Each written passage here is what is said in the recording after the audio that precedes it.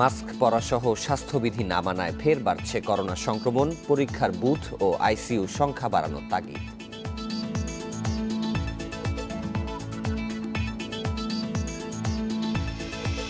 রাজধানীর ৬৪ খালের দায়িত্ব নিচ্ছে সিটি কর্পোরেশন। সব খাল সংযুক্ত করে নৌযান চালানোর পরামর্শ নগরবিদদের।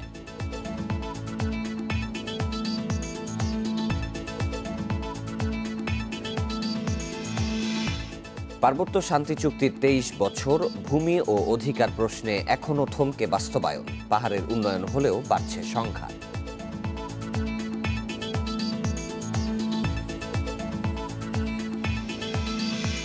দেড় মাস আটকে রেখে কিশোরী ধর্ষণে অভিযুক্ত ইউপি সদস্য। আপোস করতে চাপ, পুলিশের অসহযোগিতার অভিযোগ।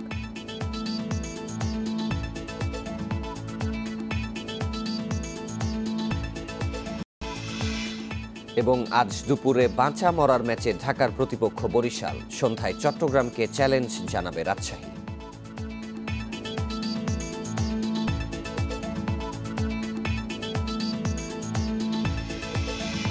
স্বাগত সকাল ৯টার বিরতিহীন ইন্ডিপেন্ডেন্ট সংবাদে। সাথে আছি শাফাত বিন ফরিদ এবং আমি ফারহানা লোপা। শিরোনাম জানাচ্ছিলাম, এবার জানাবো বিস্তারিত। মাস্ক পরা ও শারীরিক দূরত্ব নিশ্চিত না হওয়ার কারণে দেশে আবারও বাড়ছে করোনা সংক্রমণ।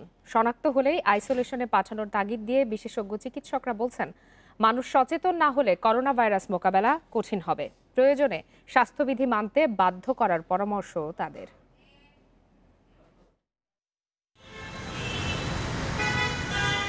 শীতকাল শুরুর আগেই বাড়ছে করোনায় মৃত্যু ও শনাক্তের সংখ্যা, কিন্তু এ নিয়ে সচেতনতা নেই সাধারণ মানুষের। গণপরিবহন, বাজার, সড়ক সহ সব জায়গায় স্বাস্থ্যবিধি মানায় দেখা গেছে উদাসীনতা। অনেকের মুখেই দেখা যায়নি মাস্ক। এ অবস্থা চলতে থাকলে করোনা সংক্রমণ কমানো কঠিন হবে বলছেন বিশেষজ্ঞরা। শহর থেকে সংক্রমণ ছড়াবে প্রত্যন্ত অঞ্চলে। সংক্রমণ ঠেকাতে মাস্ক পরা, নমুনা পরীক্ষার সংখ্যা বাড়িয়ে আক্রান্তদের দ্রুত আইসোলেশনে পাঠানো নিশ্চিতের তাগিদ বিশেষজ্ঞ চিকিৎসকদের। যারাই লক্ষণ আছে, পজিটিভ আছে, ওদেরকে আলাদা করে ফেলবো যেন ও আরেকজনকেও না সরায়। ২ নম্বর হচ্ছে, অনেকের মধ্যে পজিটিভ আছে কিন্তু আমরা জানি না, ওদের সংক্রমণ কমানোর জন্য হচ্ছে মাস্ক ব্যবহার করতে হবে। ৩টা মেকানিজম, সোশ্যাল ডিস্টেন্সিং, মাস্ক এবং টেস্ট, এই 3টা যদি একসাথে অ্যাপ্লাই করতে পারি তাহলে এটা সাপ্রেস হবে। আর না হলে এইভাবে আমরা সংক্রমিত হতে থাকবো আস্তে আস্তে, যতদিন পর্যন্ত ৮০% সংক্রমণ না হচ্ছে। স্বাস্থ্যবিধি তো মানেই না। আমরা বারবার বলছি ঘরের বাইরে অবশ্যই মাস্ক পরাটা অনেকেই মানছে না। হাত ধোয়ার চর্চাটাও হয়তো অতটা করে না। এমনকি সবচেয়ে ডেঞ্জারাস হলো শারীরিক দূরত্ব কিন্তু মেনটেন হচ্ছে না। করোনা সংক্রমণ রোধে মাস্ক পরতে মানুষকে বাধ্য করা সহ প্রয়োজন সরকারের কঠোর নজরদারি। এছাড়া সচেতনতা তৈরিতে পাড়া মহল্লায় জনপ্রতিনিধিদের নিয়ে কমিটি গঠন করারও তাগিদ বিশেষজ্ঞদের। জনগণের যদি সচেতন না হয়, তারা যদি স্বাস্থ্যবিধি মানার ব্যাপারে উদাসীন ভাব দেখায়, তাহলে এই ঝুঁকিটা কিন্তু কমানো আসলেই মুশকিল হয়ে যাচ্ছে। গত ৮ মার্চ দেশে প্রথম করোনা শনাক্ত হয়। এ পর্যন্ত শনাক্ত ছাড়িয়েছে ৪,৬৭,০০০-এরও বেশি। মারা গেছেন ৬,৬৭৫ জন। Buddhadeb Kundu, independent news, Dhaka. এদিকে সারা দেশে করোনায় আরও ৩১ জনের মৃত্যু হয়েছে। আর একদিনে ১৫,৫০১ নমুনা পরীক্ষায় নতুন করে শনাক্ত হয়েছে ২,২৯৩ জন। শনাক্তের হার ১৪.৭৯। মঙ্গলবার স্বাস্থ্য অধিদপ্তরের নিয়মিত সংবাদ বিজ্ঞপ্তিতে জানানো হয়, দেশে মোট করোনা আক্রান্তের সংখ্যা ৪,৬৭,২২৫ জন। নভেম্বর থেকে দেশে করোনা সংক্রমণ বাড়তে থাকায় বিশেষজ্ঞরা বলছেন, স্বাস্থ্যবিধি মানার পাশাপাশি বাড়াতে হবে করোনা পরীক্ষার বুথ ও হাসপাতালে আইসিইউ সংখ্যা। দেশে ২ মাস ধরে করোনা সংক্রমণ নিম্নগামী থাকার পর পরিবেশের তাপমাত্রা কমার সাথে সাথে নভেম্বরের শুরু থেকে বাড়ছে নতুন রোগী। নভেম্বরের মাঝামাঝি এসে দৈনিক শনাক্তের সংখ্যা ২,০০০ ছাড়ায়, আর মাসের শেষ দিন শনাক্ত ছাড়ায় ২,৫০০-এ। করোনার নতুন রোগী বাড়ার পাশাপাশি বাড়ছে মৃত্যু। মঙ্গলবার দেশে করোনায় আরও ৩১ জনের মৃত্যু হয়েছে। এর মধ্যে পুরুষ ১৭ জন এবং নারী ১৪ জন। এ নিয়ে মোট প্রাণহানি হল ৬,৬৭৫ জনের। শনাক্ত বিবেচনায় মৃত্যুর হার ১.৪৩, আর একদিনে সুস্থ হয়েছেন ২,৫১৩ জন। সংক্রমণের দ্বিতীয় ধাক্কা মোকাবেলায় তৃণমূল পর্যায়ে করোনা পরীক্ষার বুথ বাড়ানোর তাগিদ দিয়েছেন বিশেষজ্ঞরা। সেই সাথে সংকটাপন্ন রোগীদের প্রাণ বাঁচাতে হাসপাতালগুলিতে আইসিইউর সংখ্যা বাড়ানোর পরামর্শ তাদের। তৃণমূল পর্যায় পর্যন্ত করোনা টেস্টের প্রাপ্যতা নিশ্চিত করতে হবে, র্যাপিড টেস্টের ব্যবস্থা করতে হবে। আমরা লক্ষ্য করেছি হাসপাতালের বিশেষ করে আইসিইউ সহ ক্রিটিক্যাল ম্যানেজমেন্টের জায়গাটি এখনো পূর্ণ প্রস্তুতি নয়, সেক্ষেত্রে প্রস্তুতিকে পরিপূর্ণ করতে হবে। মোট কথা, করোনার বিরুদ্ধে লড়াই করার জন্য প্রয়োজনীয় সবগুলো উপায়কে ব্যবহার করতে হবে। স্বাস্থ্য বিশেষজ্ঞরা বলছেন, করোনা ভ্যাকসিন আসার আগ পর্যন্ত সংক্রমণ প্রতিরোধের মূল উপায় স্বাস্থ্যবিধি মেনে চলা। তাই ঘরের বাইরে মাস্ক পরা শতভাগ নিশ্চিত করা এবং সাবান পানি বা হ্যান্ড স্যানিটাইজার দিয়ে হাত জীবাণুমুক্ত করার উপর জোর দিয়েছেন তারা। Afroza Khatun, independent news, Dhaka. রাজধানীর 64টি খালের দায়িত্ব নিচ্ছে সিটি কর্পোরেশন। এ সংক্রান্ত গঠিত কমিটি শিগগিরই বুঝিয়ে দেবে তাদের। এরই মধ্যে খালগুলোতে ওয়াকওয়ে করার পরিকল্পনা করেছে উত্তর সিটি। পুনরায় দখল ঠেকাতেই এই চিন্তা। এদিকে রাজধানীর সব খাল সংযুক্ত করে নৌযান চালানোর পরামর্শ নগরবিদদের। রাজধানীর খাল নিয়ে কম খোলা হয়নি জল। খালের তদারক ছিল ওয়াসা সহ কয়েকটি সংস্থার, কিন্তু সিটি কর্পোরেশন চাইছে নিজেদের কর্তৃত্ব। তাদের অভিযোগ, ওই সংস্থাগুলোর গাফলতিতে মরতে বসেছে খালগুলো। উত্তর সিটি বলছে সিএস ও আরএস রেকর্ড অনুযায়ী খাল বুঝে নেওয়া হবে, আবার যেন দখল না হয় সেজন্য করা হবে বনায়ন। আমাদের যে সিএস, আরএস এবং এস এ রেকর্ড অনুযায়ী এবং হাল জরিপ অনুযায়ী আমাদের যে সরকারি সম্পত্তি, খালগুলো তো সরকারি সম্পত্তি, এই খালগুলোকে আমরা জরিপ করে এবং সীমানা চিহ্নিত করে আমরা দখলমুক্ত করার উদ্যোগ নেব। দক্ষিণের মেয়র জানান, তার সীমানায় যেসব খাল রয়েছে তা রক্ষণাবেক্ষণের সক্ষমতা রয়েছে তাদের, আর খালের জায়গা দখলমুক্ত করতে অভিযানও চালাবে তারা। আমাদের রক্ষণাবেক্ষণে দেওয়া হয়, আমরা সেটা সংরক্ষণ করব, আমরা রক্ষণাবেক্ষণ করব এবং আমরা সেখানে একটা নান্দনিক পরিবেশ সৃষ্টি করব এবং মূল কাজ হবে যে পানি নিষ্কাশনের যে জায়গাটা একদম মুক্ত রাখা। খালের পানির প্রবাহ স্বাভাবিক রাখতে খননের পরামর্শ নগরবিদদের। এছাড়া নৌযান চলাচলের জন্য বক্স কালভার্টগুলো ভেঙে ফেলার তাগিদও দিয়েছেন তারা। খালটার পুনরুদ্ধারের সুবিধা তিনটি: একটি, নিয়মিত পরিবীক্ষণের মাধ্যমে তাকে সচল রাখা; দুই, জলের ধারাকে ফেরত, অ্যাক্সেসেবল জলের ধারাকে ফেরত আনার কারণে যে কোনো বিপজ্জনক অবস্থায় জলকে ব্যবহার উপযোগী করা; আর তৃতীয়ত, অবশ্যই গুরুত্বপূর্ণ, যে ঢাকা শহরে আমাদের আভ্যন্তরীণ নৌ যোগাযোগের মাধ্যমে একটি নতুন চলাচল ব্যবস্থা। সামান্য বৃষ্টিতেই রাজধানীতে তৈরি হয় জলাবদ্ধতা। খালগুলো খনন করা হলে এ সমস্যা অনেকখানি দূর হবে বলে মনে করেন নগরবিদরা। আল আমিন হোসেন, ইন্ডিপেন্ডেন্ট নিউজ, ঢাকা। এদিকে রাজধানীর খালগুলো দখলমুক্ত করতে কাজ শুরু করেছেন ঢাকার দুই মেয়র। উত্তর ঢাকার মেয়র আতিকুল ইসলাম জানিয়েছেন, দখলদাররা যত প্রভাবশালী হোক না কেন খাল উদ্ধার করা হবে। আর বর্ষা মৌসুমের আগেই অবৈধ দখলদার উচ্ছেদের মাধ্যমে খাল পুনরুদ্ধারের ঘোষণা দিয়েছেন দক্ষিণ ঢাকার মেয়র শেখ ফজলেনুর তাপস। বঙ্গবন্ধু শেখ মুজিবুর রহমানকে নগরবাসীর নানা সমস্যার কথা শুনতে জনতার মুখোমুখি উত্তর ঢাকার মেয়র আতিকুল ইসলাম। করোনার কারণে সরাসরি অনুষ্ঠানের পরিবর্তে সিটি কর্পোরেশনের ফেসবুক পেজের মাধ্যমে যুক্ত হন তিনি। সকলে চাওয়া পাওয়াকে অবশ্যই কমেন্টে নগরবাসীর প্রশ্নগুলো মেয়রের সামনে তুলে ধরেন চিত্রনায়ক ফেরদৌস।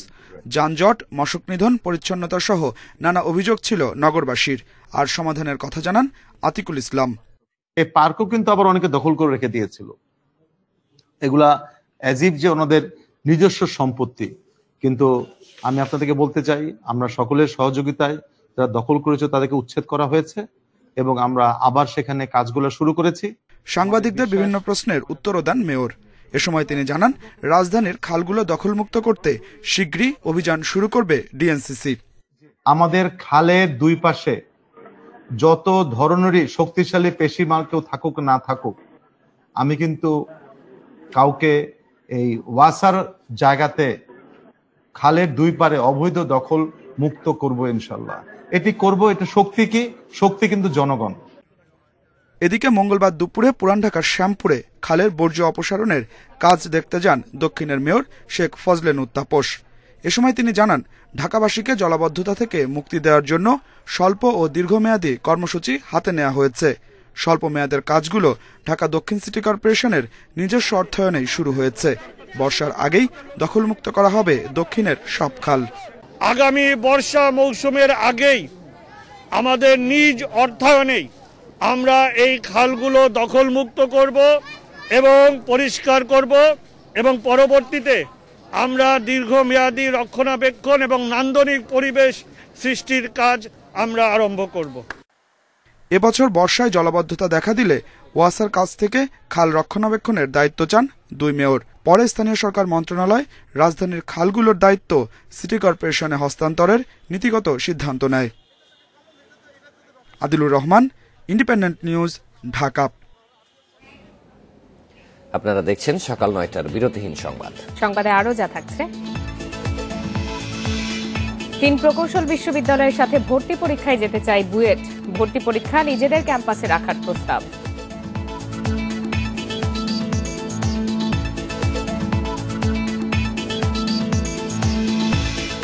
ঢাকা দক্ষিণ সিটির মালিকানাধীন বিপণী বিতানের বেশিরভাগেরই নেই গাড়ি পার্কিং স্থান, রাস্তায় গাড়ি রাখায় যানজট।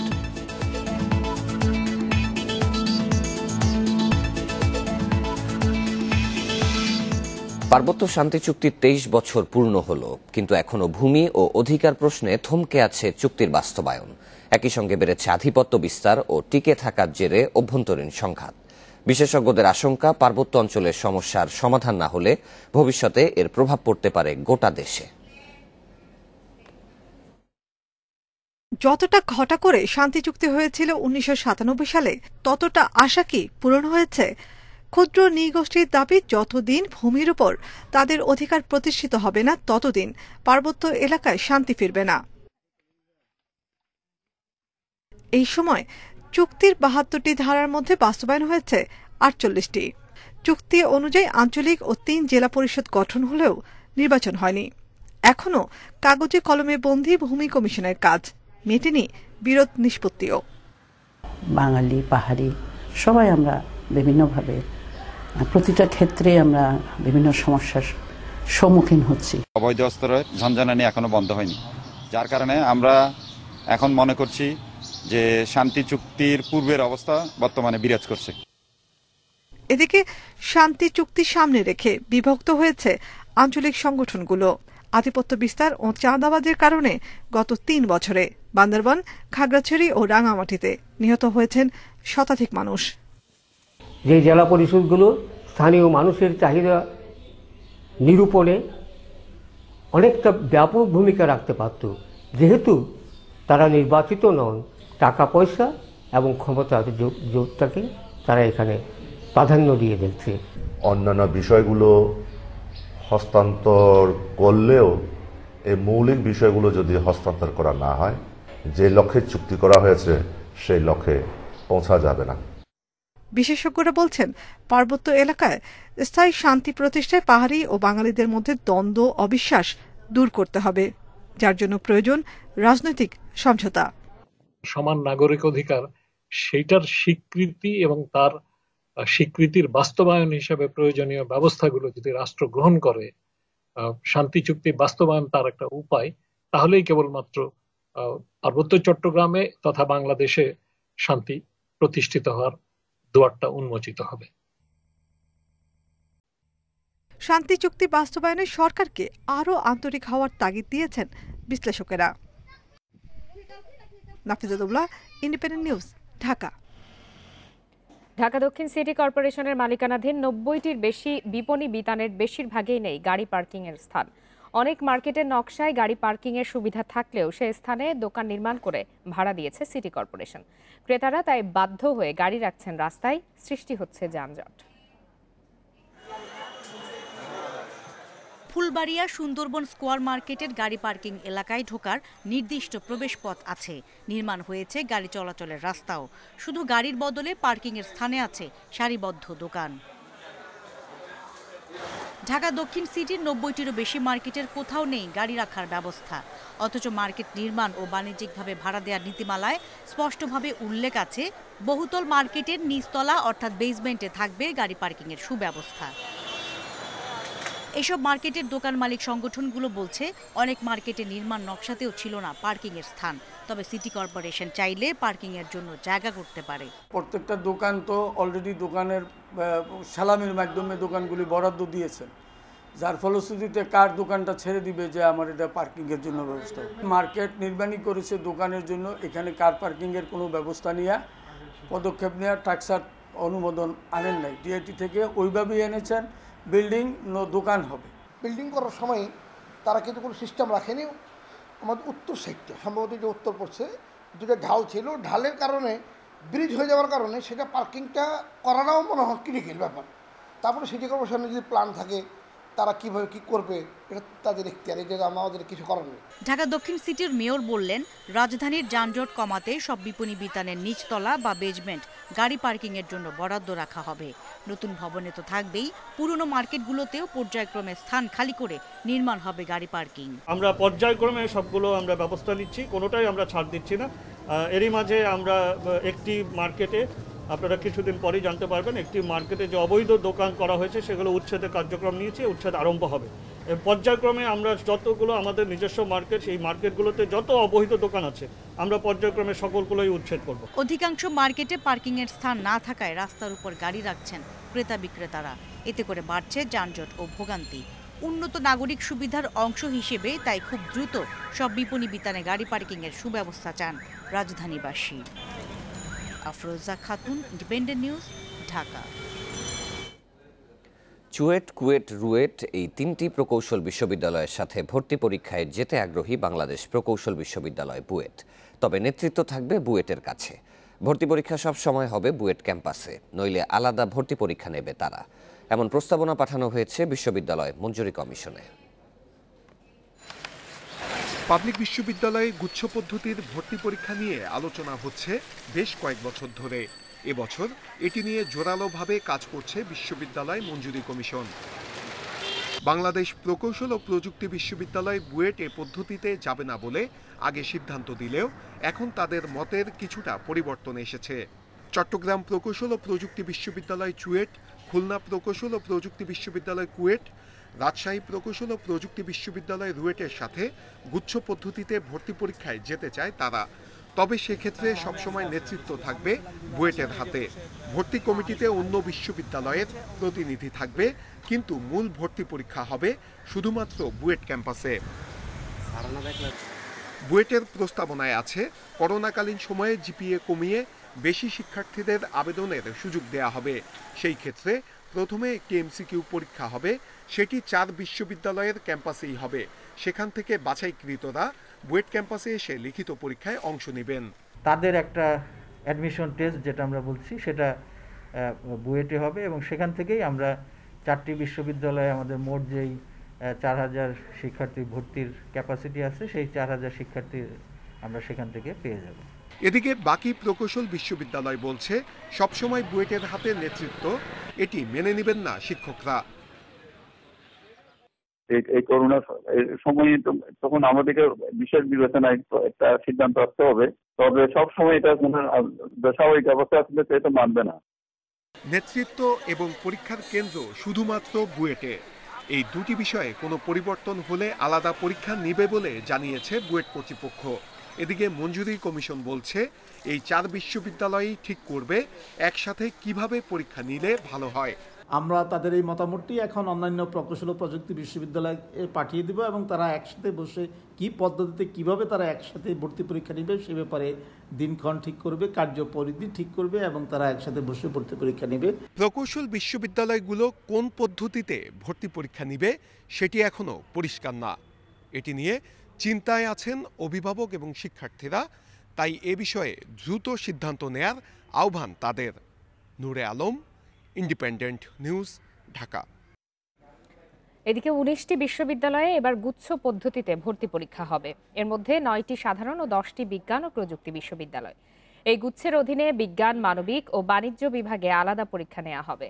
মঙ্গলবার ভার্চুয়াল বৈঠক শেষে এই সিদ্ধান্ত জানায় বিশ্ববিদ্যালয় মঞ্জুরি কমিশন। পাবলিক বিশ্ববিদ্যালয়ে গুচ্ছ পদ্ধতিতে ভর্তি পরীক্ষা নিয়ে বেশ কয়েক বছর ধরে কাজ করছে বিশ্ববিদ্যালয় মঞ্জুরি কমিশন।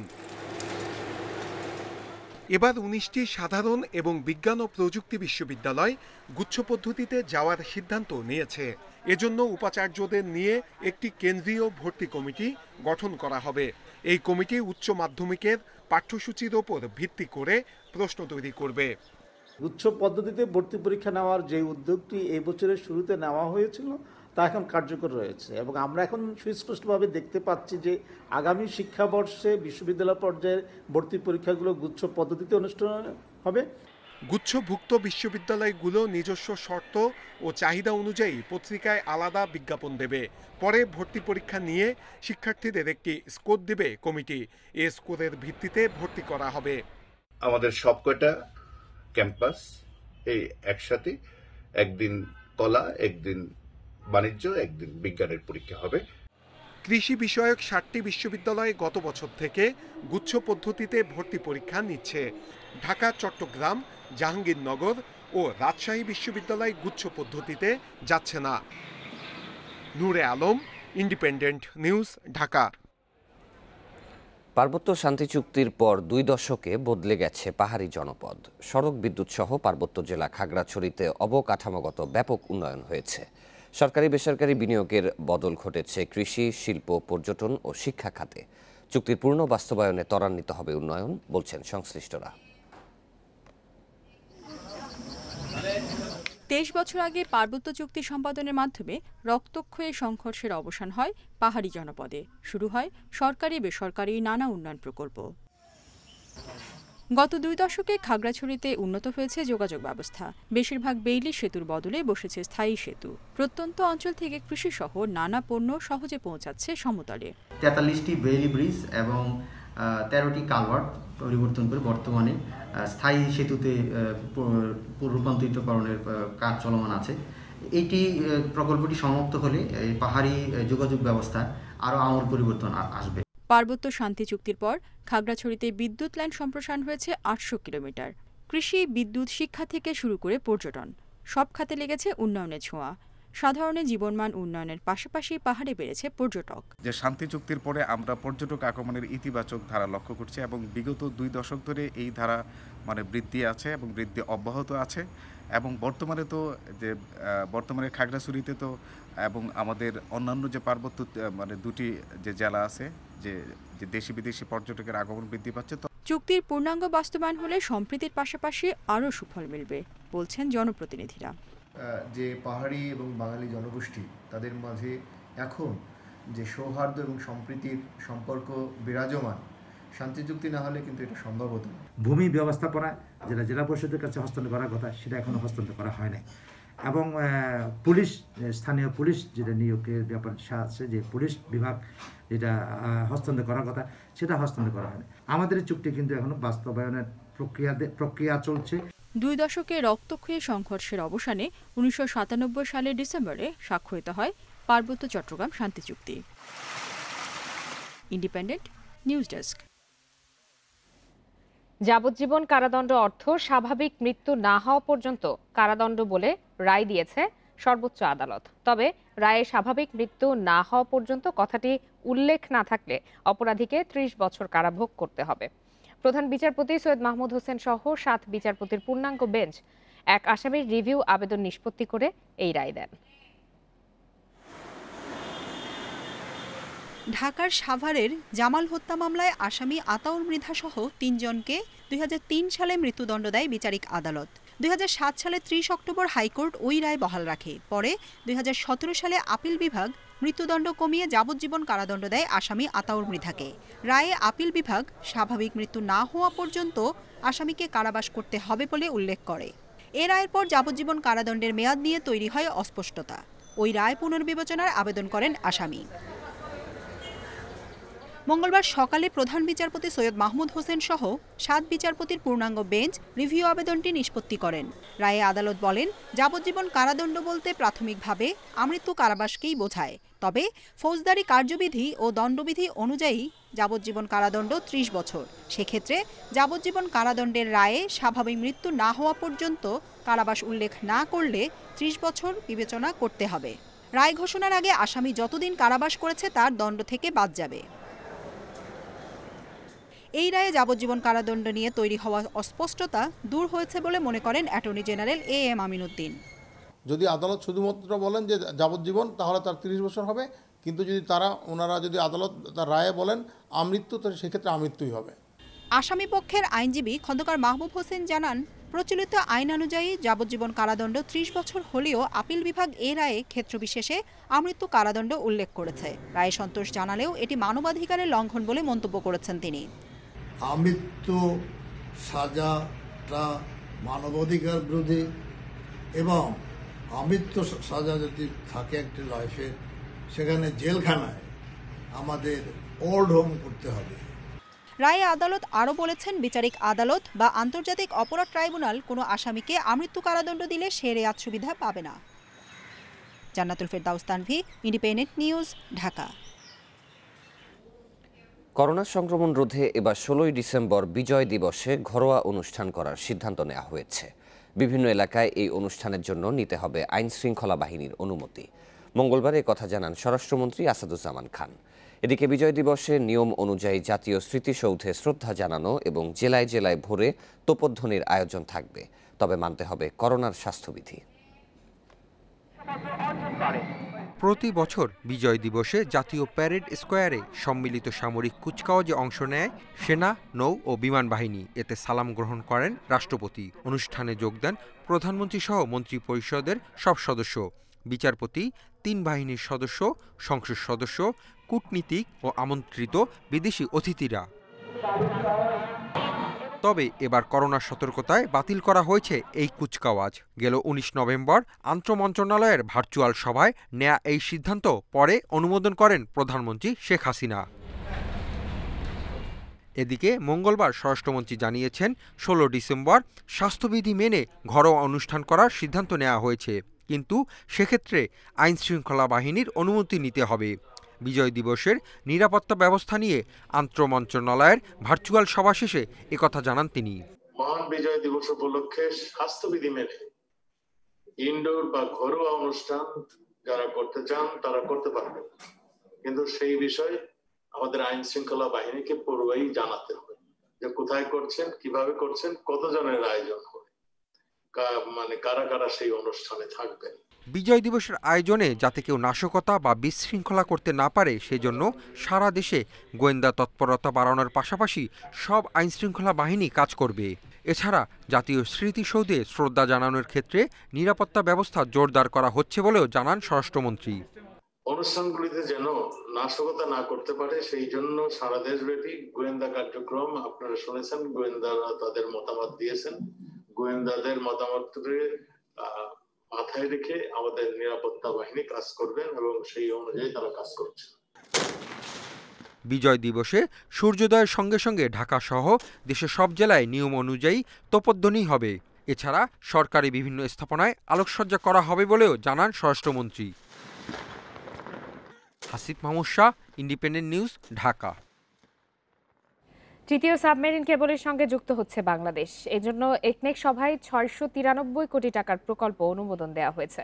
মঙ্গলবার রাজধানীর আগারগাঁওয়ে এনইসি সম্মেলন কক্ষে একনেক সভায় প্রকল্পটি অনুমোদন দেওয়া হয়। এটি বাস্তবায়িত হলে ব্যান্ডউইথ বিক্রির মাধ্যমে বৈদেশিক মুদ্রার আয় বাড়বে। এজন্য এই প্রকল্পে বিশেষ গুরুত্ব দিয়েছেন প্রধানমন্ত্রী। 2005 সালে প্রথম এবং 2017 সালে দ্বিতীয় সাবমেরিন কেবলে যুক্ত হয় বাংলাদেশ। প্রথম সাবমেরিন কেবলের 20 বছরের আয়ু শেষ হবে 2025 সালে। এছাড়া গত কয়েক বছরে দেশে ব্যান্ডউইথের ব্যবহার বেড়েছে প্রায় 70%। পাশাপাশি 2021 সাল নাগাদ দেশে 5G সেবা চালুর পরিকল্পনা রয়েছে সরকারের। সেক্ষেত্রে ব্যান্ডউইথের চাহিদা আরও বাড়বে। এই বিবেচনায় আন্তর্জাতিক টেলিযোগাযোগ ব্যবস্থা সম্প্রসারণের লক্ষ্যে একনেক সভায় তৃতীয় সাবমেরিন কেবল প্রকল্পের অনুমোদন দেওয়া হয়েছে। 2024 সালের মধ্যে প্রকল্পটি বাস্তবায়ন করবে বাংলাদেশ সাবমেরিন কেবল কোম্পানি। এদিকে আগে থেকে বাংলাদেশ থেকে ব্যান্ডউইথ কিনছে ভারত, আর এরই মধ্যে চুক্তি করেছে ভুটান ও নতুন করে আগ্রহ দেখিয়েছে সৌদি আরব। তাই এই প্রকল্পে বিশেষ গুরুত্ব আরোপ করেছেন প্রধানমন্ত্রী শেখ হাসিনা। মাননীয় প্রধানমন্ত্রী অত্যন্ত খুশি হয়েছেন, তেমন একটি প্রকল্প যথাসময়ে আনা হয়েছে এবং এটা দ্বারা আমরা বৈদেশিক মুদ্রা অর্জন করতে পারি সে সুযোগ আছে। বিশেষ করে আমরা সকলেই জানি যে আমাদের পূর্বাঞ্চলের যে 7 কন্যা 7 সিস্টার, সেখানে কিছু কিছু ব্যান্ডউইথ সার্ভিস আমরা তাদেরকে দিচ্ছি এবং এটা আমরা দিতে থাকবো। ভুটান আনুষ্ঠানিকভাবে আমাদের জানিয়েছেন তারা ব্যান্ডউইথ ক্রয় করবেন। সেক্ষেত্রে আমাদের একটা সুযোগ আছে বৈদেশিক মুদ্রা অর্জনের। সভায় টেলিযোগাযোগ নেটওয়ার্ক আধুনিক করতে সংশোধিত প্রকল্পে অনুমোদন দেওয়া হয়। 2022 সালের মধ্যে এই প্রকল্প বাস্তবায়ন করবে বিটিসিএল। এ সময় সংস্থাটিকে প্রত্যন্ত এলাকায় সেবা দেওয়ার নির্দেশ দেন প্রধানমন্ত্রী। তিনি অনুশাসন দিয়েছেন বিটিসিএলকে রিমোট এলাকাগুলোতে আরও যাওয়া উচিত, বিল, হাওর, চরাঞ্চল এগুলোতে যাতে আমাদের কাভারেজে নিয়ে আসতে পারি, এই বিষয়টা দেখার জন্য বিটিসিএলকে মাননীয় প্রধানমন্ত্রী বলেছেন। নরসিংদীতে নদী পুনঃখনন সহ 2115 কোটি 20 লাখ টাকার মোট 4টি প্রকল্পের অনুমোদন দেওয়া হয় একনেক সভায়। Sajjad Hossain, independent news, Dhaka. বঙ্গবন্ধুর ভাস্কর্য নির্মাণে বিরোধিতা ও ষড়যন্ত্রের প্রতিবাদে মানববন্ধন করেছে যুবলীগ। মঙ্গলবার বিকেলে রাজধানীর দোয়েল চত্বরে অবস্থান নেন নেতাকর্মীরা। এ সময় নেতারা মন্তব্য করেন, ৭১-এর পরাজিত শক্তিরাই এখন দেশ বিরোধী ষড়যন্ত্র করে যাচ্ছে। তাদের প্রতিহত করতে সবাইকে ঐক্যবদ্ধ হওয়ার আহ্বান জানানো হয়। তাদের দাবি, পৃথিবীর সব মুসলিম দেশেই ভাস্কর্য রয়েছে, কিন্তু বাংলাদেশে বাধা দিচ্ছে ধর্মের নামে ব্যবসায়ীরা। মানববন্ধনে যুবলীগ চেয়ারম্যান অভিযোগ করেন, জামায়াত শিবির ও হেফাজতের কতিপয় নেতা দেশে নৈরাজ্য সৃষ্টির চেষ্টা করছেন। বঙ্গবন্ধুর ভাস্কর্য নির্মাণে বিরোধিতা করায় মামুনুল হক ও ফয়জুল করিমকে দ্রুত গ্রেপ্তারের দাবি জানান নেতারা।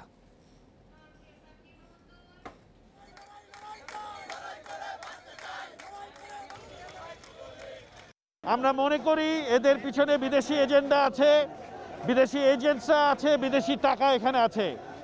তো এইগুলো আমরা নস্যাৎ করতে চাই। আমরা শুধু প্রশাসনকে আহ্বান জানাবো, এদেরকে চিহ্নিত করে দেন। বাংলাদেশ থেকে মানব পাচারে 2টি বিদেশি এয়ারলাইন্সের কর্মীদের জড়িত থাকার তথ্য পেয়েছে পুলিশের অপরাধ তদন্ত বিভাগ সিআইডি। মঙ্গলবার এক সংবাদ সম্মেলনে এই তথ্য তুলে ধরেন সিআইডির অতিরিক্ত মহাপরিদর্শক মাহবুবুর রহমান। নাম প্রকাশ না করলেও এয়ারলাইন্স দুটি বাংলাদেশের কোনো কোম্পানি নয় বলে জানায় সিআইডি। তদন্তে উঠে আসে এই দুটি এয়ারলাইন্স সিঙ্গেল টিকিটে লোক পাঠিয়েছে, যা অন্যায়। সেমিনারে, চিকিৎসা বা ভ্রমণে গেলেও কখনো সিঙ্গেল টিকিটে যাওয়ার কথা নয়। রিটার্ন টিকিট হিসাবে ইমিগ্রেশনে যা দেখানো হয় তা ভুয়া। দুটি এয়ারলাইন্সের কয়েকজন কর্মকর্তাকে সিআইডি অফিসে ডেকে জিজ্ঞাসাবাদ করা হয়েছে। এয়ারলাইন্স কর্তৃপক্ষ তদন্ত করে এই অভিযোগের প্রমাণ পেয়েছে বলে জানান মাহবুবুর রহমান। এ সময় লিবিয়ায় মানব পাচার মামলার 6 পলাতক আসামির সন্ধান চেয়ে ইন্টারপোলের মাধ্যমে রেড নোটিশ জারি করা হয়েছে বলেও জানায় সিআইডি।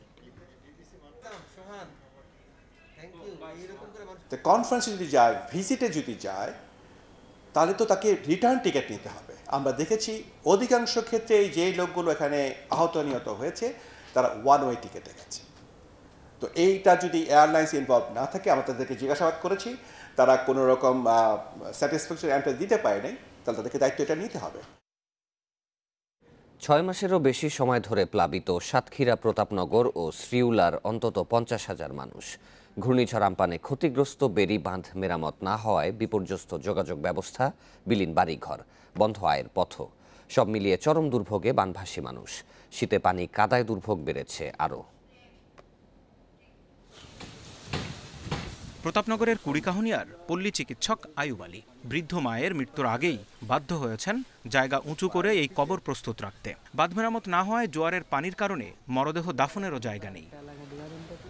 একই আশঙ্কা পুরো এলাকার মানুষের। শুকনো জায়গার অভাবে অনেকে স্বজনদের অন্যত্র দাফন করেছেন। জোয়ারে পানি যদি ভরে যায় তাহলে মরে গেলে তখন পানিতে ভাসাই দেওয়া ছাড়া আর কোনো পথ নেই, কারণ এখানে তখন কাকালি পানি হয়ে যাবে, তখন কবর খোঁড়া আদৌ সম্ভব না। ইতিপূর্বে যারা মারা গেছে তাদের দেখা যায় যে কারোর সাতক্ষীরায়, কারোর হয়তো আত্মীয়র বাড়ি নিয়ে মাটি দিয়েছে। 20 মে ঘূর্ণিঝড় আম্পান আঘাত হানার পর থেকে এখন পর্যন্ত প্রতিদিন জোয়ার ভাটায় প্লাবিত হচ্ছে প্রতাপনগর ও শ্রীউলা ইউনিয়নের অন্তত 30 গ্রাম। রাস্তাঘাট সব ভেসে যাওয়ায় বাঁশের সাঁকোই এখন প্রতিটি বাড়িতে যাতায়াতের একমাত্র উপায়। আর আমাদের মা বোন, আমাদের স্ত্রীরা আসলে অনেক সমস্যা, এই সাঁকো দিয়ে যেতে পারেন, রাস্তায় তো নেই। চুলায় পর্যন্ত রান্না করবে এই মানুষের এই অবস্থা নেই। ভাটার সময় আসতে গেলে হাঁটু কাদা ঠেলে আসতে হয়, আর জোয়ার সময় আসতে গেলে ভেলায় উঠে আসতে হয়।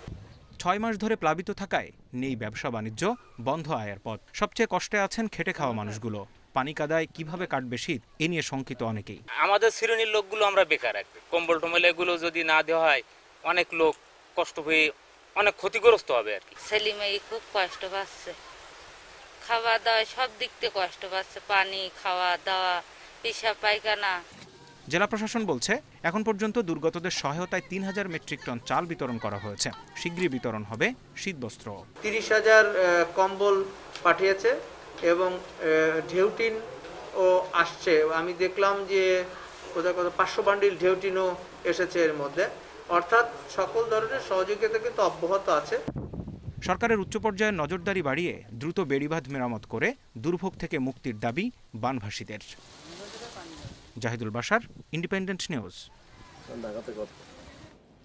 অপহরণের পর 1.5 মাস আটকে রেখে এক কিশোরীকে ধর্ষণের অভিযোগ উঠেছে বগুড়ার ধুনটের এক ইউপি সদস্যের বিরুদ্ধে। থানায় মামলা হলেও চাপের মুখে আপোস করতে বাধ্য হয়েছে বলে দাবি ভুক্তভোগীর পরিবারের। এতে হাজির ছিলেন স্থানীয় ইউপি চেয়ারম্যানও। পুলিশের বিরুদ্ধেও অসহযোগিতার অভিযোগ তুলেছে ওই পরিবার। ধুনট উপজেলার গোপালনগর ইউনিয়ন পরিষদ সদস্য ফজলুল হক বাবু ও তার সহযোগী মাসুদ রানা দীর্ঘদিন ধরে উত্ত্যক্ত করছিল কিশোরীটিকে। গেল 16 জুলাই অপহরণ করা হয় তাকে। এর 1 মাস 9 দিন পর সিরাজগঞ্জ থেকে উদ্ধার করা হয় ওই কিশোরীকে। মেডিকেল রিপোর্টেও মিলেছে ধর্ষণের আলামত। ধুনট থানায় মামলাও দায়ের করা হয়েছে। তবে এরই মধ্যে গোপালনগর ইউনিয়ন পরিষদের চেয়ারম্যানের উপস্থিতিতে হয় আপোস রফা। অবশ্য চেয়ারম্যানের দাবি মীমাংসার সময় উপস্থিত থাকলেও এতে তার সমর্থন নেই। তো আমার টাকা পয়সা নাই, আমরা নিজে ময়মরি গ্রামে ময় হতে পার। হ্যাঁ, একই এলাকা থাকা একই গ্রামে থাকা না তাকে কথা মতে চলা নাকবো। আমরা আপোস চাই। 3-4বার অন্য জায়গায় বসার চেষ্টা করছে, আমি পার্টিসিপেট করি নাই। এখন পরিষদের সামনে যেহেতু আসছে, এখানে আমরা জনপ্রতিনিধি, আমাদের একটু উপস্থিত থাকতেই হয়, সেই জন্য জাস্ট উপস্থিত একটু। এদিকে থানায় মামলা করতে গেলে অসহযোগিতা ও দুর্ব্যবহার করা হয় বাদীর সাথে, অভিযোগ ভুক্তভোগী পরিবারের। অন্যদিকে পুলিশ বলছে টাকা নিয়ে আপোস করে পুলিশের ওপর দায় চাপাচ্ছে তারা। ওই খালি বারবার মেম্বারে কথা বলবার না করছে, তো আমার সল করছে যে আমি ওরকম কইবার পাবো না। আমাকে নিয়ে গেছে মাসুদ মেম্বার সল ঘরের মধ্যে নিয়ে যখন আর ওই যে আহসান স্যারের ঘরের মধ্যে তোলে নাই। আমরা হাতে যাম বগুড়া আমাকে যেবার দেনে আহসান স্যার কয় তোমাকে জান একবার না, তো কিসের ধুমকায়, খালি জোরে জোরে কথা খায় ধুমকায়। ওই গার্জেনরা 1.5 লাখ টাকা নিয়ে চুপ করে বসে রয়েছে, আর এই পাশে মানে পুলিশের বিরুদ্ধে কথা কয়, এটা কতটুকু সত্যতা আছে আমার জানা নাই। এই ঘটনায় মামলা দায়েরের পর 4 মাস পেরিয়ে গেলেও কাউকে গ্রেপ্তার করতে পারেনি পুলিশ। Hasibur Rahman, independent news, Bogura. হবিগঞ্জে পরকীয়ার কারণে জুসের সঙ্গে বিষ পান করিয়ে নিজের 3 শিশু সন্তানকে হত্যা করতে চেয়েছিল এক মা। এ ঘটনায় ফাহিমা খাতুনের 7 বছরের মেয়ে সাথী আক্তার মারা গেলেও ভাগ্যক্রমে বেঁচে যায় অন্য 2 ছেলে। মঙ্গলবার রাতে নিজ কার্যালয়ে সংবাদ সম্মেলনে এসব তথ্য জানিয়েছেন অতিরিক্ত পুলিশ সুপার রবিউল ইসলাম। তিনি জানান, এর আগে মঙ্গলবার বিকেলে হবিগঞ্জের সিনিয়র জুডিশিয়াল ম্যাজিস্ট্রেট তৌহিদুল ইসলামের আদালতে 164 ধারায় স্বীকারোক্তিমূলক জবানবন্দিতে ফাহিমা ঘটনার দায় স্বীকার করেন। পরে তাকে কারাগারে পাঠানো হয়। রবিউল ইসলাম আরও জানায়, সদর উপজেলার রাজিউড়া ইউনিয়নের উচাইল চারিনাও গ্রামের ইজি বাইক চালক সিরাজুল ইসলামের স্ত্রী ফাহিমা খাতুনের সঙ্গে পাশের বাড়ির আক্তার মিয়ার সম্পর্ক ছিল। এক পর্যায়ে তারা ঘর বাঁধার পরিকল্পনা করলে তাতে বাধা হয়ে দাঁড়ায় ফাহিমা 3 সন্তান। এরই জেরে 2019 সালের 18 নভেম্বর লিচুর সাথে জুস মিশিয়ে 3 সন্তানকে মেরে ফেলার চেষ্টা করেন ফাহিমা। পরে প্রতিবেশীরা ওই 3 শিশুকে সদর হাসপাতালে নিয়ে গেলে ফাহিমার মেয়ে সাথীর মৃত্যু হয়। আর 2 ছেলে তোফাজ্জল ও রবিউল সিলেটের ওসমানী মেডিকেলে চিকিৎসা নিয়ে সুস্থ হন। এ ঘটনায় শিশুদের বাবা সিরাজুল বাদী হয়ে স্ত্রী ফাহিমা আক্তার সহ 3 জনের বিরুদ্ধে আদালতে একটি হত্যা মামলা করেন।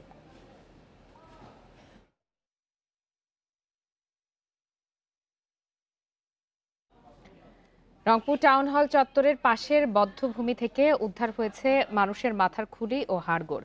মুক্তিযুদ্ধের স্মৃতিস্তম্ভ নির্মাণের জন্য কূপের মাটি খনন করতে গিয়ে পাওয়া গেছে এসব দেহাবশেষ। 1971-এর স্বাধীনতা যুদ্ধের সময় সাধারণ মানুষকে এই বধ্যভূমিতে নিয়ে হত্যা করত পাকিস্তানি সেনাবাহিনী। মুক্তিযুদ্ধের একটি গুরুত্ববহ স্থাপনা হিসাবে কূপটি সংরক্ষণের দাবি জানিয়েছেন মুক্তিযোদ্ধারা। গত সোমবার মুক্তিযুদ্ধের স্মৃতিস্তম্ভ নির্মাণ কাজের জন্য টাউন হলের পাশের কূপটিতে খনন শুরু করেন শ্রমিকরা। কিছু মাটি সরলেই কূপের ওপরের অংশ থেকে বেরিয়ে আসে মানুষের হাড়গোড়। পুরো কূপটি খনন হলে আরও দেহাবশেষ পাওয়া যাবে বলে ধারণা শ্রমিকদের। মুক্তিযুদ্ধের সময় নিরীহ মানুষকে ধরে এনে নির্যাতনের পর মৃতদেহগুলো এই কূপে ফেলে দেওয়া হতো বলছেন স্থানীয়রা।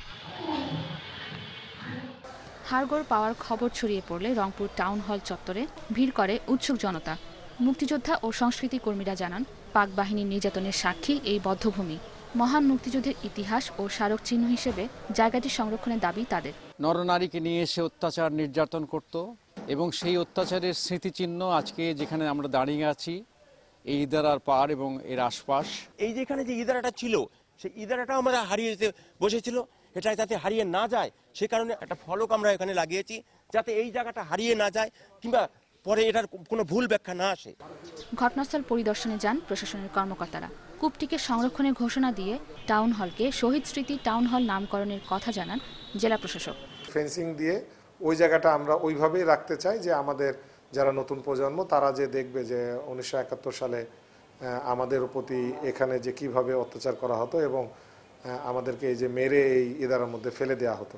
ঐতিহাসিক এই টাউন হল ও আশপাশের সৌন্দর্য বর্ধন সহ মহান মুক্তিযুদ্ধের স্মৃতি বিজড়িত বধ্যভূমিটি সংরক্ষণে স্মৃতিস্তম্ভ নির্মাণ করছে জেলা প্রশাসন। 34 লাখ টাকা ব্যয়ে নির্মাণাধীন এই প্রকল্প গত বছরের 16 নভেম্বর উদ্বোধন করা হয়। Independent news desk. স্বাস্থ্যকর্মী ও দীর্ঘমেয়াদী চিকিৎসা সেবা প্রয়োজন এমন নাগরিকদের সবার আগে করোনা ভ্যাকসিন দেওয়া হবে বলে জানিয়েছে যুক্তরাষ্ট্রের রোগ নিয়ন্ত্রণ ও প্রতিরোধ কেন্দ্র সিডিসি। এছাড়াও আগামী 15 ডিসেম্বর ফাইজার ও 22 ডিসেম্বর মডার্নার ভ্যাকসিনের প্রথম চালান দেশটিতে সরবরাহ করা হবে বলে জানিয়েছে সিএনএন। এদিকে একদিনে বিশ্বে করোনায় মৃত্যু হয়েছে প্রায় 12,000 মানুষের। 24 ঘন্টায় যুক্তরাষ্ট্রে প্রাণ গেছে 2,600 জনের বেশি মানুষের, যা দ্বিতীয় ধাপের সংক্রমণ শুরুর পরে সর্বোচ্চ। এ নিয়ে দেশটিতে মৃতের সংখ্যা প্রায় 2,77,000। নতুন করে রোগী শনাক্ত হয়েছে 1,82,000। ইটালিতে একদিনে মৃত্যু হয়েছে 785 জনের। দেশটিতে ভাইরাস পাওয়া গেছে আরও 19,000-এর বেশি মানুষের দেহে। ব্রাজিলে মঙ্গলবার প্রাণহানি হয়েছে 697 জনের। সংক্রমিত হয়েছে 52,000-এর বেশি মানুষ। ভারতে আরও 500 মৃত্যু নিয়ে দেশটির মোট মৃতের সংখ্যা 1,38,000 ছাড়িয়েছে। দেশটিতে ভাইরাস পাওয়া গেছে আরও 32,000 মানুষের দেহে। বিশ্বে করোনায় মোট প্রাণহানি 14,85,000-এর বেশি। নতুন 5.5 লাখ রোগী নিয়ে মোট আক্রান্তের সংখ্যা 6,41,00,000 ছাড়িয়েছে।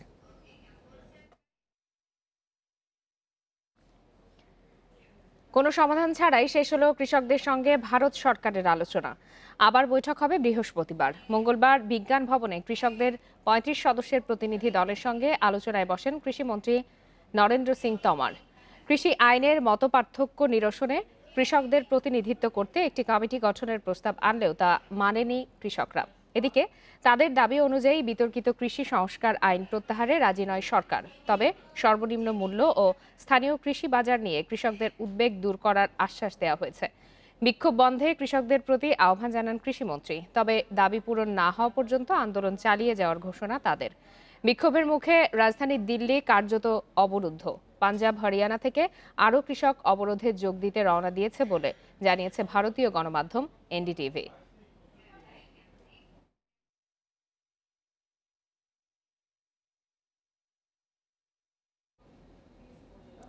করোনা মুক্তি সার্টিফিকেট মিলেছে। দলের সাথে যুক্ত হতে কাল কাতারে যাচ্ছেন head coach Jamie day.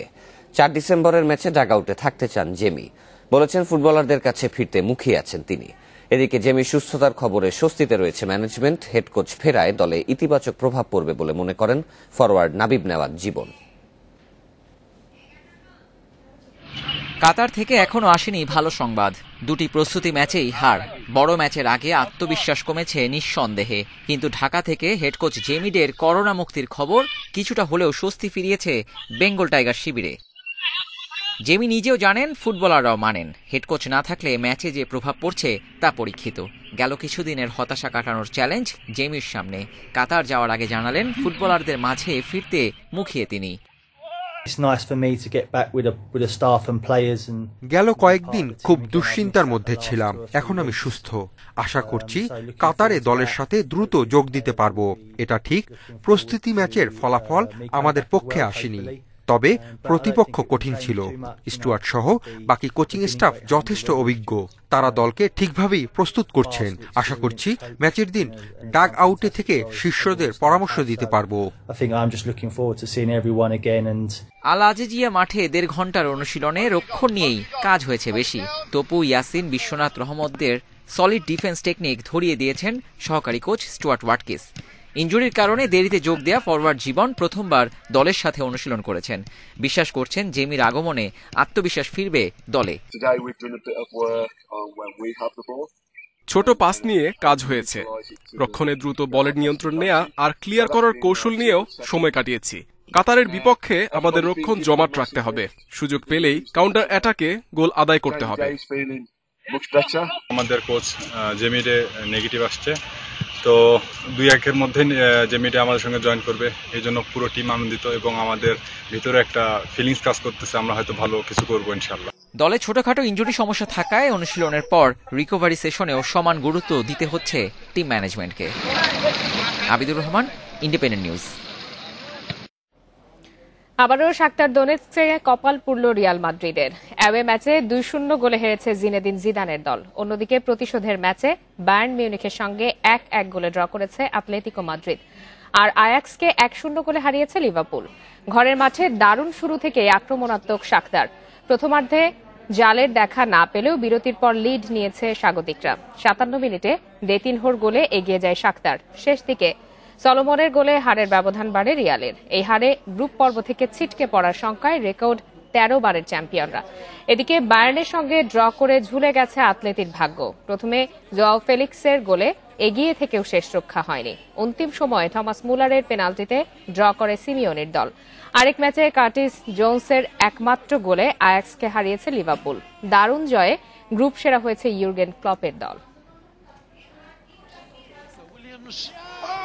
Keeper's horribly misjudged it, and Liverpool are ahead. Lenko had to check his run, but still they come forward. And a misunderstanding, which has presented Dentino.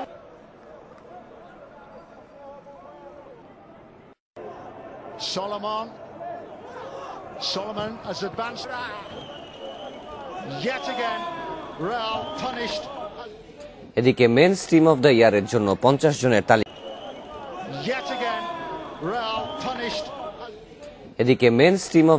জন্য 50 জনের তালিকা দিয়েছে ইউএফা। ফ্যানদের ভোটে নির্বাচিত হবে team of the year. ভোটের deadline 6 জানুয়ারি। টানা 17 বছর সেরার কাতারে মনোনয়ন পেয়েছেন ক্রিস্টিয়ানো রোনালদো। সব মিলিয়ে 21 ক্লাবের 50 জনকে নিয়ে তালিকা দিয়েছে ইউএফা, যেখানে ইপিএল ও বুন্দেসলিগার প্রতিনিধি বেশি। মাত্র 4 জন আছেন লা লিগা থেকে। বার্সা লিওনেল মেসি আর রিয়াল থেকে আছেন সার্জিও রামোস। চ্যাম্পিয়ন্স লিগের সেরা বায়ার্ন মিউনিখ থেকে সর্বোচ্চ 10 ফুটবলার আর লিভারপুল থেকে জায়গা পেয়েছেন 8 জন। সর্বকনিষ্ঠ ফুটবলার হিসেবে জায়গা করে নিয়েছেন বায়ার্নের 20 বছর বয়সী লেফট ব্যাক আলফনসো ডেভিস।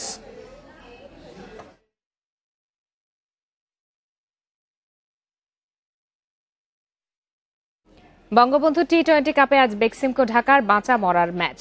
টানা 3 হারে বিপর্যস্ত মুশফিকের দলের লড়াই তামিমের ফরচুন বরিশালের বিপক্ষে। মিরপুরে খেলা শুরু দুপুর 1:30টায়। দিনের দ্বিতীয় ম্যাচে সন্ধ্যা 6:30টায় নামবে ফর্মে থাকা গাজী গ্রুপ চট্টগ্রাম। তাদের চ্যালেঞ্জ জানাবে শান্তর মিনিস্টার গ্রুপ রাজশাহী। বেক্সিমকো ঢাকার জন্য এখন প্রতিটি ম্যাচই বাঁচা মরার। 3 ম্যাচ শেষে পয়েন্ট টেবিলে তলানিতে মুশফিকের ঢাকা। 5 দলের মধ্যে একমাত্র তারাই এখনো কোনো পয়েন্ট পায়নি। রাজশাহী চট্টগ্রামের পর ঢাকা সবশেষ হেরেছে সাকিব রিয়াদের খুলনার কাছে। যদিও 147 রানের মামুলি টার্গেটেও 109 রানে অল আউট হয় ঢাকা। ফরচুন বরিশালের বিপক্ষে ম্যাচের আগে তাই বিশ্রামে চাপ কাটানোর চেষ্টা ঢাকার। তবে বরিশালের অধিনায়ক তামিমের ব্যাটে রান থাকলেও টিম কম্বিনেশনে ভুগছে তারা। 3 ম্যাচে 1 জয় রেখেছে অস্বস্তিতে। লাস্ট ম্যাচগুলো থেকে যে এক্সপিরিয়েন্সটা হয়েছে আমাদের, ডিউ বলেন, দুপুরের ম্যাচগুলোতে বলেন, সব কিছু মিলে একটা ভালো একটা এক্সপিরিয়েন্স এখন আমাদের সবার কাছে। আমরা অবশ্যই বুঝতে পারতেছি এখন কি করা দরকার। আর প্রত্যেকটা প্লেয়ার অনেক ফোকাস আছে কীভাবে তাদের নিজের পারফর্মটা আরও ইউটিলাইজ করবে। গাজী গ্রুপ চট্টগ্রাম আছে নির্ভর 3-3 6 পয়েন্ট নিয়ে সবার উপরে। লিটন সৌম্যর ওপেনিং নতুন করে আলোচনায়। অন্যদিকে প্রথম 2 ম্যাচ জয়ে চমক দেখানো মিনিস্টার গ্রুপ রাজশাহী হেরেছে সবশেষ ম্যাচ। ফিট হয়ে উঠছেন সাইফুদ্দিন। গ্রুপ পর্বের শেষ 3 ম্যাচে পাওয়া যাবে এই পেসারকে। সাইফুদ্দিনরা আমরা ট্রাই করছি 6 তারিখের দিকে, মেবি 6 তারিখে বা 6 তারিখে না হলে 8 তারিখে হয়তো ম্যাচটা পাবে। এক্সট্রা অর্ডিনারি টিম, অনেকে বলে যে এই টিম এক্সট্রা অর্ডিনারি, এই টিম ভালো, কিন্তু আসলে 2020-তে এগুলা কোনো ব্যাপার না। আমরা যদি আমাদের বেস্ট পারফর্ম করতে পারি, আমরা যে কোনো টিমকে হারাইতে পারবো। বুধবার দিনের আলোয় লড়বে ঢাকা আর বরিশাল। অন্যদিকে সন্ধ্যার ম্যাচে চট্টগ্রামের প্রতিপক্ষ রাজশাহী। Saiful Majumdar, independent news. আর এই ছিল এখনকার সংবাদে। ইন্ডিপেন্ডেন্ট টেলিভিশনের সব খবর আরো বিস্তারিত জানতে চোখ রাখুন ফেসবুক, ইউটিউব এবং টুইটারে। ধন্যবাদ সবাইকে।